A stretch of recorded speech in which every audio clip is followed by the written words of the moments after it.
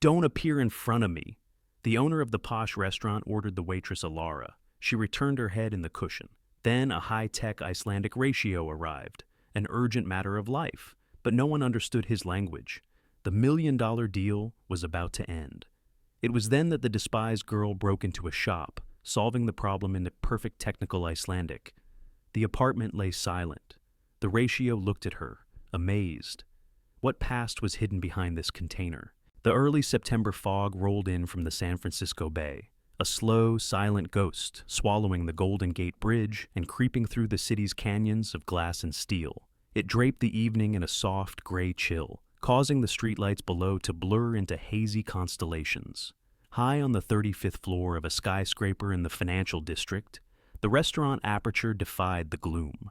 It was a world of sharp angles, polished chrome, and panoramic windows, a minimalist stage where every detail was ruthlessly curated, and its director was Julian Croft. At 42, Julian moved with the restless energy of a predator. He was a man built of sharp edges, from his tailored Italian suit that fit his wiry frame like a second skin, to the severe parting in his dark, slicked-back hair. His face was narrow, his lips thin, and his eyes, a cold, piercing gray, missed nothing. He saw his restaurant not as a place of warmth and hospitality, but as a testament to his own flawless taste. Perfection was his product, and fear was his primary tool of quality control. Tonight, he was pacing the gleaming hardwood floors like a caged panther, his presence sucking the air from the room. "Perfection is what we sell," he hissed, his voice a low threat that cut through the pre-service tension. His staff, arranged like soldiers for inspection, stood ramrod straight. His gaze swept over them before landing on a single, offending object. A wine glass, held between his thumb and forefinger. He raised it to the light, and a collective breath was held. Vance. The name sliced through the silence. All eyes turned to Elara Vance. At 24, she possessed a quiet grace that allowed her to move through the chaos of the restaurant, almost unseen. Her ash-blonde hair was twisted into a severe, immaculate bun at the nape of her neck, leaving no stray strands to soften the elegant lines of her face.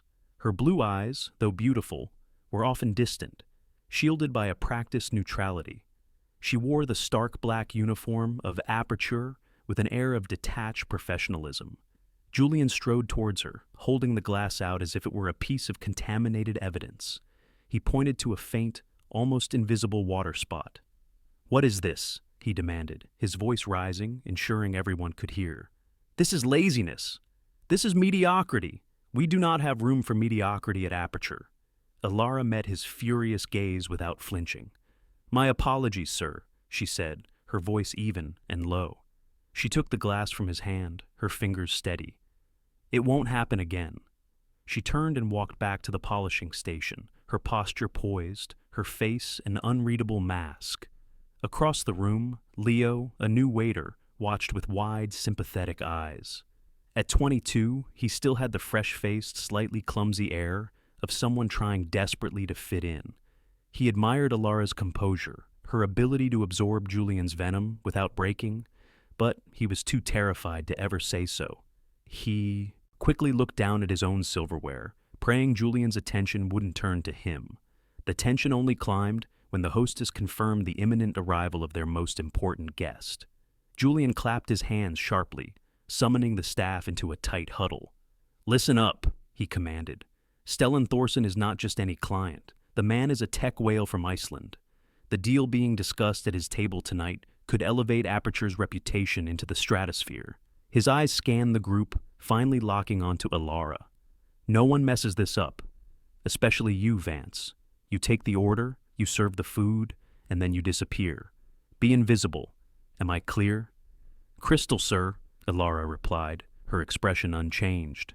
A few minutes later, in the cramped, sterile staff locker room, Elara finally allowed herself a moment. She leaned against the cold metal of her locker, the muffled sounds of the restaurant a world away. She pulled out her phone.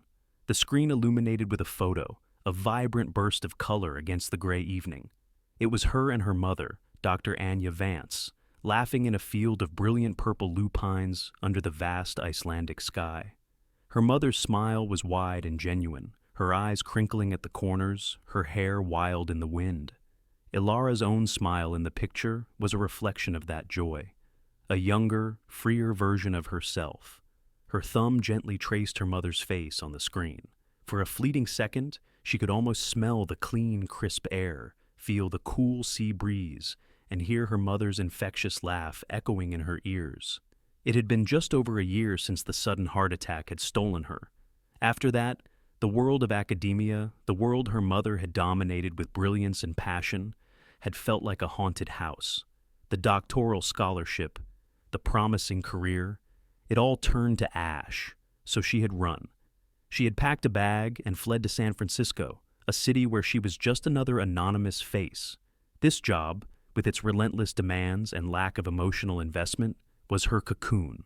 It kept her mind occupied and her heart numb.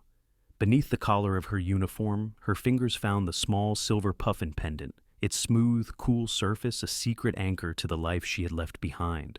Stellan Thorson's arrival was not an explosion, but a quiet shift in the restaurant's gravity. He was a man in his mid-30s, tall and broad-shouldered, exuding a calm that seemed born of Iceland's rugged, elemental landscapes. His dark blonde hair was slightly tousled by the wind, and his deep blue eyes were sharp and observant, taking in the room with a placid intelligence. He was dressed not in a flashy suit, but in a simple dark cashmere sweater and tailored charcoal trousers that spoke of quiet wealth. He was flanked by two associates, an older, stern-looking man in a classic business suit named Björn, and a sharp, modern woman in her late 20s with a severe black bob, Katrine. Julian Croft practically bowed as he led them to the best table, his voice dripping with a sycophantic sweetness that made Elara's stomach turn. The initial discussion was smooth, a murmur of English business pleasantries. Then the atmosphere changed. Stellan's relaxed posture tightened as he read a message on his phone. He turned to his team, and the language shifted. The Icelandic flowed from him, a cascade of melodic vowels and hard consonants. His tone was urgent, his brow furrowed with concern. Julian's smile froze on his face. He gestured frantically to his manager, Sarah, a thin, perpetually anxious woman in her late 30s, whose entire demeanor screamed a desperate desire to please. She scurried over, presenting a sleek, black translation device with a trembling hand. "A state-of-the-art solution, Mr. Thorson," Julian stammered. Stellan paused, looking at the device with skepticism, before continuing.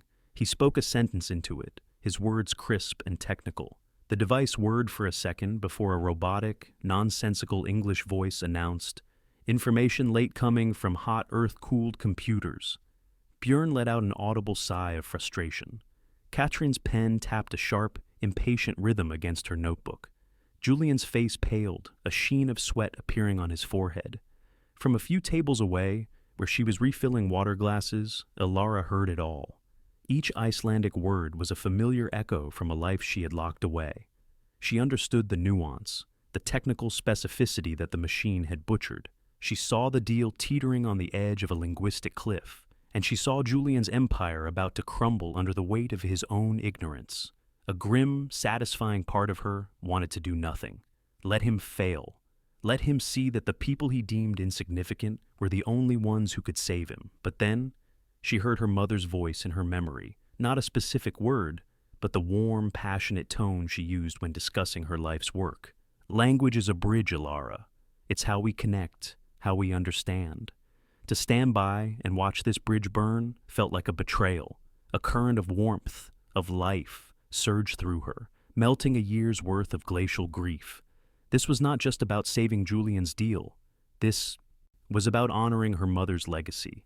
This was about reclaiming a part of herself. With a soft, decisive click, she set her water pitcher down on a tray. She smoothed her apron, her movements deliberate and calm. She walked towards the table, a silent figure moving through a storm of panic. Julian saw her approaching, his eyes narrowing with rage, about to hiss at her to get back. But before he could speak, Elara stopped beside the table and looked directly at Stellan. "Mr. Thorson, please excuse my intrusion," she said, her Icelandic as clear and pure as a fjord in summer. "Are you saying there's a lag in synchronizing data from the geothermally cooled servers at the Reykjanes facility?" The silence that fell over the table was absolute, a sudden vacuum in the restaurant's ambient hum. Julian Croft's face was a mask of ashen disbelief. Stellan Thorson, however, simply stared at Elara, his initial shock melting away into a slow, genuine smile of deep admiration. Ja, nak vem lega, he confirmed in Icelandic, his voice warm with relief. Yes, that is precisely it. He then switched to flawless English, his gaze shifting to Julian, his tone calm, but carrying an undeniable weight of command. Please, have the young lady join us. Her talents are clearly wasted on carrying plates. Julian, looking like a man who had just been struck by lightning, could only nod mutely. With jerky, clumsy movements, he pulled a chair from an adjacent table and slid it next to Stellan, the act of service a clear torture for his pride. Elara sat, her back straight, her hands folded calmly in her lap, a small island of composure in a sea of shock. You must tell me, Stellan began, leaning forward slightly, his full attention now on her. How does a waitress in San Francisco come to speak such perfect technical Icelandic? I lived in Iceland for several years as a child, Elara explained, her voice steady. My mother was a cultural anthropologist. She specialized in Nordic linguistics. Her name was Dr. Anja Vance. The name landed with the force of a physical blow. Stellan sat bolt upright, his blue eyes wide with astonishment. Anja Vance? The Anja Vance? He exclaimed, his voice filled with reverence. Her paper, Linguistic Identity in Isolated Communities, is practically required reading for my entire executive team. We consider it the foundational text for our company's social responsibility projects. He shook his head in wonder. Her work is legendary. From a discreet table in the corner, a distinguished man in his late 60s watched the entire exchange over the rim of his whiskey glass. This was Marcus Thorne, a powerful investor and the primary financial backer of Julian's restaurant group. He had the silver hair and confident ease of old money, and his eyes, sharp and analytical, missed nothing. He had observed Julian's earlier arrogance toward the waitress and now saw his utter humiliation. A look of cold, calculating disappointment settled on his face as he watched the scene unfold. The conversation at the table had now transformed. It was no longer a tense business negotiation, but an engaged personal discussion. Stellan looked at Elara, his expression softening with a gentle curiosity. Your mother would be incredibly proud to see you now, he said quietly. Why Aperture, Elara? Why here? The question was a key turning a lock she had kept sealed for a year. For the first time, a flicker of vulnerability crossed her face. Her voice was barely a whisper when she answered. After she passed, her world, the world of academia, felt haunted. It was all so vast, and I felt too small to fill any part of it. She looked down at her hands. Here, I could just be no one. It was safe. Stellan listened without judgment, a deep empathy in his eyes. I understand, he said, his voice low and sincere. When my father died, he left me a company to run when I was only 25. For years, I felt like I was drowning in his legacy. In that moment, the barrier between them dissolved. They were no longer a billionaire and a waitress, but two people connected by a shared thread of loss and the heavy weight of a legacy. The remainder of the dinner was a revelation. With Elara as the bridge, the tense negotiation transformed into a lively exchange of ideas. The deal was not only saved, it was strengthened, built on a new foundation of mutual respect. As they prepared to leave, Stellan did not reach for his wallet to leave a tip. Instead, he handed Elara his tablet. On the screen was a sleek professional presentation. The title read, The Anja Vance Foundation for Cultural Heritage. This is more than an idea, Stellan said, his voice earnest. It is a commitment, but it is missing its most crucial component. We need a director, someone who doesn't just understand the language or the culture, but who carries the spirit of the work in their heart. Elara, I can think of no one more suited to lead your mother's legacy into the future than you. Tears welled in Elara's eyes, but they were not tears of sorrow. They were tears of purpose found. She could only nod, a single decisive motion that sealed her future. As they stepped into the lobby, Marcus Thorne intercepted them, his silver hair gleaming under the chandelier. He completely ignored Julian, who was hovering nearby. and extended a hand to Elara. "Ms. Vance, a true honor, your intellect is a rare and valuable asset." Then he turned his cool, appraising gaze on Julian. His voice was quiet, but it cut through the air like a shard of ice. "Julian, my office will be in touch tomorrow to discuss the dissolution of our partnership. Your judgment is a liability I can no longer afford." Julian Croft stood frozen, the color draining from his face. In a single sentence, the foundation of his meticulously crafted empire had crumbled, shattered by the weight of his own arrogance. The next day, Elara returned to Aperture.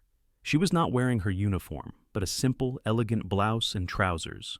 Her step was light, her head held high. In the locker room, she left a small, wrapped gift and a handwritten note on Leo's bench. Inside the note, she had written, "Thank you for being kind. Never let anyone make you feel small." She found Julian in his glass-walled office, slumped in his chair, looking like a king deposed. He looked up as she approached, his eyes hollow, a desperate self-serving apology forming on his lips. Elara didn't give him the chance to speak it. She met his gaze for a brief moment, gave him a single polite nod of finality, and walked away. There was no anger, no triumph, only the quiet dignity of a woman who had already moved on. The final scene was not in San Francisco at all. It was at 30,000 feet, on a flight bound for Reykjavik. Elara sat by the window, her laptop open. She was no longer looking at the old photo of her mother. Instead, she was on a video call, her face animated and passionate as she discussed the Foundation's first project with professors from the University of Iceland. Her small silver puffin pendant, once hidden beneath her uniform, was now worn proudly on the outside of her blouse. She laughed at something one of the professors said, and the smile that lit up her face was radiant, full of life and purpose. The grief for her mother was still a part of her, but it was no longer an anchor. It was a compass pointing her toward a new boundless horizon. Elara's story reminds us that sometimes the greatest miracles are not loud and spectacular, but quiet and unexpected, waiting for the perfect moment to be revealed. It was no simple coincidence that she was in that exact place at that exact time. It was a whisper of God's perfect timing, a demonstration of how He places extraordinary gifts within ordinary people. In our daily lives, we are surrounded by people we might overlook. The quiet coworker, the cashier at the grocery store, the person sitting next to us on the bus. We see their uniform, their job, but we may not see the divine gifts they carry inside them. This story calls us to look deeper, to see the potential in others, and, just as importantly, to recognize the God-given talents within ourselves. You too have a unique language, a special purpose that is waiting for its moment to shine. If this story resonated with you, please share it with someone who needs a message of hope. Let us know in the comments what hidden gifts you believe God has given you. Be sure to subscribe to the channel for more stories that uplift and inspire. May God bless all of you who are watching, and may He illuminate the wonderful path He has set for you.